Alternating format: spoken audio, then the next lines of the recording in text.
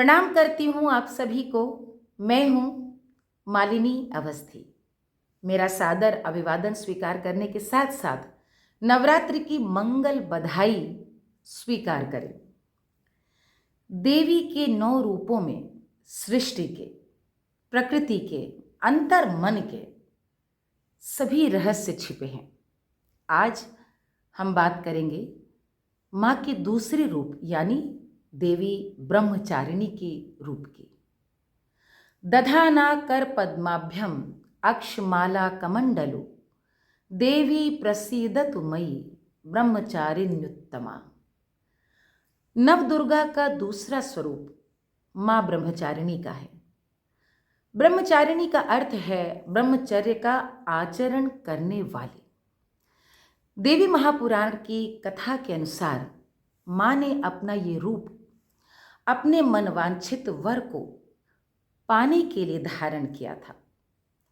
राजा हिमवान यानी राजा हिमालय के घर में जन्म लेकर पार्वती जी जब विवाह के योग्य हुई तो उन्होंने निश्चय कर लिया, ये प्रण ठान लिया कि आदिदेव शिव महादेव को ही वो अपने पति स्वरूप में स्वीकारेंगी। नारद मुनि, अन्य देवी देवता तमाम यत्न करने के बाद भी देवी को मना न पाए और देवी ने योगीराज विष्णु के विवाह प्रस्ताव को ठुकरा दिया, अस्वीकार कर दिया।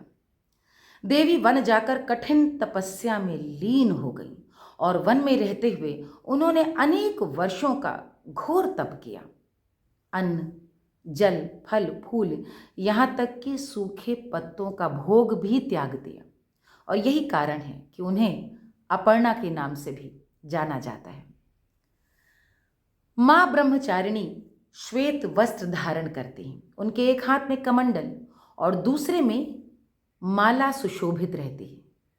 अब इसका अर्थ क्या है? कमंडल उनके याचक भाव को दिखाता है और जपमाला उनके तप भाव को। नवदुर्गा का ये तपस्विनी वेश जप, तप, वैराग्य, त्याग, सदाचार और संयम का प्रतीक है।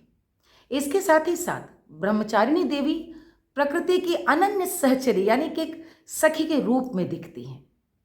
पर्वत श्रृंखलाओं, नदी, निर्झरों, वनस्पतियों, वन्य जीवों में अगाध श्रद्धा, अगाध स्नेह करने वाली हैं देवी। इसका अर्थ ये भी हुआ कि प्रकृति की हर सत्ता में देवी का वास है। प्रकृति की पूजा देवी को एक तरह से प्रसन्न करना ही है। आज के संदर्भ में देवी को, ब्रह्मचारिणी को समझने के लिए देवी की कथा ही सबसे बड़ा उत्तर है। पार्वती जी की इस कथा में सभी उत्तर है। देवी का ये ब्रह्मचारिणी रूप भारतीय नारी की स्वतंत्रता, उसकी उन्मुक्त निर्णय लेने की क्षमता, उसका स्वाभिमान, उसकी अस्मिता और उसकी प्रबल इच्छा शक्ति को भी दिखाता है। ये दिखाता है कि वे अपनी प्रतिज्ञा को पूरी करने के लिए किसी भी हद तक जा सकती हैं और कठिन से कठिन झंझावातों को बड़ी सुगमता, बड़ी सहजता से सहन कर सकती हैं, वहन कर सकती हैं।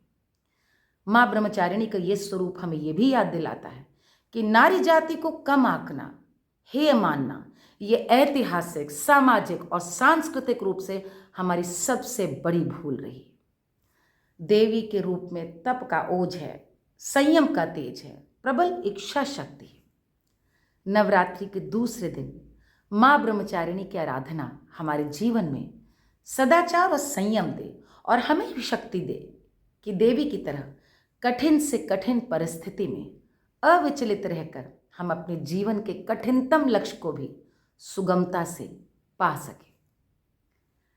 आइए इस नवरात्रि अपने पूर्वजों द्वारा बताए गए नवदुर्गा के सभी रहस्यों को जानने और समझने और मनन करने का प्रयास करें।